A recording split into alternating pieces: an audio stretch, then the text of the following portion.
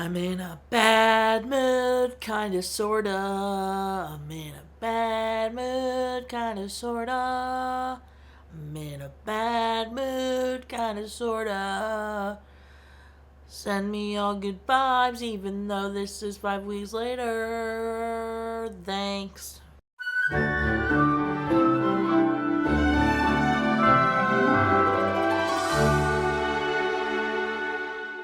Welcome back to Every Disney Movie Ever. My name is Jess and I'm watching Every Disney Movie Ever. Today I'm going to be talking about Rogue One, A Star Wars Story. Rogue One, A Star Wars Story is a 2016 theatrical release that takes place between the events of Revenge of the Sith and A New Hope.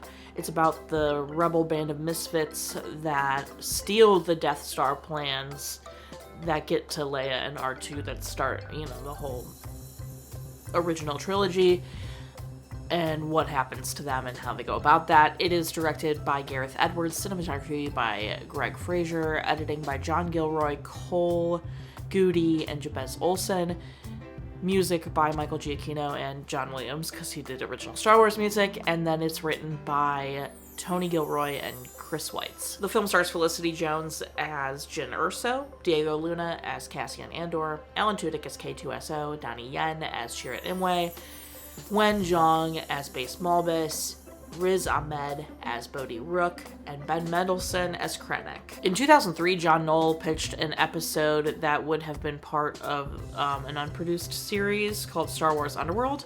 And then when Disney acquired Lucasfilm, he pitched it again. And then in 2014, Gareth Edwards was brought on to direct, and they had hired someone named Gary Whitta to be the screenwriter. In 2015, Whitta finished what he was working on and then left and moved on, and that's when they brought Weitz on to continue working on the script. It was going to be a complicated war film. They wanted good guys to be bad and bad guys to be good, and it be a morally gray area a lot of the time. Edwards didn't think Disney would allow the tragic ending, but producers actually opted for it. They started filming at Pinewood Studios in August of 2015. They filmed on Ultra Panavision 70 lenses and ARRI Alexa 65s. They had 5 weeks of reshoots in 2016, which is crazy because the movie came out in 2016. Industrial Light Magic did the VFX. I mean, come on, there's a reason it's called that. And post-production wrapped 11/28/2016. The film had a $200 to $280 million budget, made $1.059 billion in the box office, got an 84% Rotten Tomatoes consensus. Rogue One draws deep on Star Wars mythology while breaking new narrative and aesthetic ground and suggesting a bright blockbuster future for the franchise. It was nominated for Best Sound Mixing and Best Visual Effects and didn't win either. There is a prequel TV series, I believe it's just called Andor. I'm assuming about Cassian Andor. And the first season came out in 2022. The second season is set to come out, you're watching this, so it already came out. It came out in April 2025. And that's supposed to be the last one. It's supposed to lead right up to the events of Rogue One. There are some tie-in novels, comments, video games, etc. De-aging on the one general whose name I don't know, please don't be mad at me for that. Okay? We've already established I'm not like a fanatic. I just, I like some of the movies. It doesn't look very good. I think they've done better de-aging, and I think it looks fake, and the movement isn't natural. Otherwise, the cinematography is stunning. Some of the lighting is so great. Movement is great. Other visual effects look incredible. This is a great start right into it. It doesn't do the scroll, which was like a big point of contention. They weren't sure if they were going to or not, and they decided because it wasn't an episode, they wouldn't do the scroll. So just start right into the story without any kind of scrolling backstory was very interesting. The Death Star construction reveal was so good. The Darth Vader reveal was so well deserved and well done. The setup for the scare sequence into the entire scare sequence is absolutely excellent. It's honestly so good. And then the Vader moment at the end where it's all dark and then he lights his red light. Dude, I'm not even a huge Star Wars fan, and that had me going, oh shit. It's just ooh. It's so good. When you cheer for the villain just a little bit, they're cool, This was incredible. Michael, out of this world. His homage to John Williams, while also just flooding in with all these new fun moments. Like, it was so perfect. I feel like he really studied Star Wars scores by John Williams, and like, I would have believed it was John, and the fact that it was Michael, it was just absolutely excellent. So good. Obviously, there's 2 parent deaths. Both of Jin's parents die. A lot of planet hopping in the beginning. I've started to realize that I think Star Wars movies, especially the first time I watched them, this is not the first time I've seen this, but especially the first time I watched them, like if I saw it in theaters or something, the beginning is always kind of confusing for me. I feel like I'm constantly like, what's going on? I'm playing catch up. I don't know who this is. I don't know who this is. And like, I feel lost. And then obviously, like, I follow and I understand what's going on and all this kind of stuff. And I think like a second watch through, when I know who all the characters are, the beginning always seems a little less confusing. I also think there's something to be said watching it as like a fully fledged adult. Does that make sense? Even though like in 2016 I would have been 23, so I was an adult, but I don't know. I feel like I watched it this time and I was like, okay, there's a lot of planet hopping going on. Am I supposed to remember all the names of these planets? Like, I really hope not. And then like, I was understanding what was going on with all the characters and stories, so I feel like I followed it a lot more, even though I totally know what happened. Like, this movie hit me in 2016 when I saw it, so I feel like it had to have been like understood by me, but also, I don't know, it's just like sometimes the beginning is confusing. I feel like I'm gonna remember it more than I did from the last time I saw it, so I don't know. My point is, Star Wars movies always start with a bang, right? And it's always like a lot going on because you're starting right in the action. That's a big thing that Star Wars movies do, which is so great. We love that.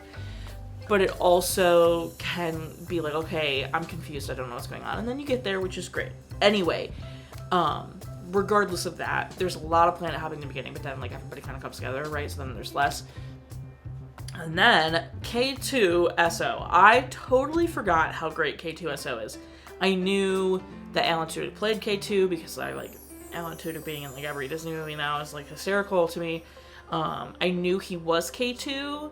I forgot how much K2 was in the movie, and I forgot how funny K2 is. K2 took me out. Just the, did you know that wasn't me? Like, just so good. I also think Chirrut is really funny. Just the fact, like, when they put the blindfold sack over his head and he goes, "Are you kidding me? I'm blind." Like, just like, that also took me out. They do a really great job in this with sprinkling in some humor, but also having a lot of emotional beats. The scene where Jin watches the message from her dad. Shout out to Felicity Jones for her acting in reaction to that. It was excellent. I got emotional with her. I was like, dang, like, very nice job. And then Cassian's orders to shoot her dad on sight really stressed me out. I was like, Cassian, don't do it. Even though I've seen the movie and I know what happens, I was still like, this is stressful. Like, I can't. No. And then his death almost got me, dude. I almost died, but I didn't. Or I almost died. I almost cried, but I didn't. I almost died. I almost cried, but I didn't. But when, like, his last words being, I have so much to tell you. Like, he's so excited to see his daughter and catch up with her and just, like, you know, whatever. And then his last words are, I have so much to tell you. Dude, almost took me all the way out. I was, no. Darth Vader is freaking cool, okay? Like, we know this, that there's a reason everybody loves Darth Vader. He's freaking cool. He's just so cool. I have no other word for it. I know I said it in the editing, but the Scarif sequence is, it's what takes this movie to another caliber. Like, when they get to Scarif and they get on Scarif, it is amazing. It's perfect, almost. Like, it's just such an incredible sequence in the movie. It's what makes it to me. I remembered everyone dying. Like, I knew everybody died, but for some reason in my brain, and I think this was on purpose, everybody died because, like, Scarif was blown up, right? It wasn't, like, one death after another, and so it was brutal. K2 dying, brutal, and then Chirrut and Bodhi and Base Mom, but, like, it was, like, oh, Bodhi's right after he finally gets the message out, Like, so poetic. But the fact that he's like, you need to bring down the shield gate so we can send you the plans. And they're like, bet. And then he gets blown up. So sad. And like, same for Cheer, where he's like, I am one with the Force is one with me, or whatever he says. And he like turns on the comm thing and like, oh my god, it's so sad. And then obviously Jin and Cassian are because of the explosion, but like still, oof, so sad. Everybody one by one. I didn't cry. I am actually shocked. I was by myself too. Aubrey didn't watch this with me. He was still at work. So like, for me to not cry while I'm alone watching this, actually insane. I got very emotional. I had like misties, but no tears fell. Nothing came out. I couldn't believe it. I was actually shocked. But what a great story. My goodness. Alan Tudyk, the man that you are, I just have to mention it. I know I already did, but I love him, and he's great. Also, rest in peace, James Earl Jones and Carrie Fisher. Okay? It was so amazing to hear James Earl Jones' voice come out of Darth Vader. Like, so good. And then I remember seeing, like, young Leia at the end of this in the theaters and being like, wow, it's really good. I don't agree with my past self. I think it looks... It's better than the other guy, but it's still not great. It's still a little fakey, digitally. I don't like it. It gives me the heaves. They don't look human. Does that make sense? Favorite part is probably going to be the entire Scarif sequence. It's just so good. Like, as soon as you get to Scarif, you're strapped in. You're glued to the screen to the end. It is excellent.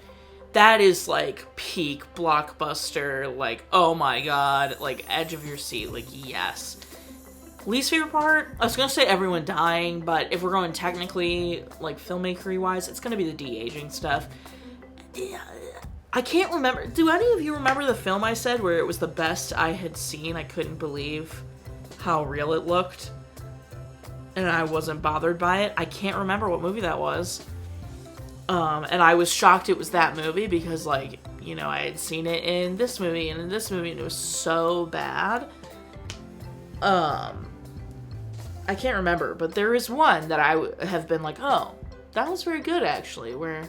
Oh, maybe it was, Ant-Man. Was it Ant-Man? Because Michael Douglas, he looked very good, probably because they were able to use, like, the real not that they weren't using real... Anyway. I think it might have been Ant-Man. That is the best I've seen so far, which is crazy because the age up on Peggy in Winter Soldier, disgusting. Absolutely gross. So terrifying. And then the anti-aging in this, I'm telling you, it gave me creep factor. Recommend 100%. Watch again. I would definitely watch this again. Specific moments, I think this is a really good time to tell you, ever since I saw this movie, I have said A New Hope and this one are my favorites. Watching this a second time, that's a tough pick. I think A New Hope is my favorite just because, like, it's the original and it's the first one I ever saw. But this is really good. This is a really good movie without the Star Wars aspect, but like add in, like, if you know a little bit about what comes before and comes after, like, it's that much more impactful. And it's also, like, brave. I'm so glad they killed everybody because otherwise they'd be retconning a lot of stuff, which would be really annoying. Not that they aren't retconning it a little bit, but like everybody that isn't in the prequels or this, like, sequels, but like original films, dies. Because, yeah. So it's just like, it's so good. And it's up there. I really think it might be edging out A New Hope just because, like, it's really good. But A New Hope is A New Hope. I can't. I love A New Hope so much. I didn't touch on it in the writing, but K2's, like, and Jin's, but K2's, like, soft spot growing for Jin, so good. Like, from the moment Jin was like, he's with us, and, like, got in front of him, like, K2 noticed that, but he didn't say anything. And then, like, she gives him the gun, and he's like, you surprised me. Like, what is going on? And it's just, so good that he dies. It's so sad. That's everything I have. My final rating is going to be 10. 10 Kyber crystals. Let's do that. Out of 10, our total movie count is. Our parent death toll is. Our cry count is still the same.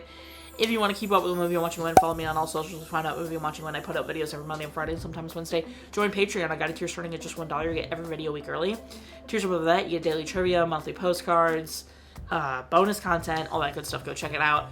Until... No, buy merch. Merch is great. Go check it out. Until next time, comment, like, subscribe. I'm not in charge of your life. You are, so do you. And don't be...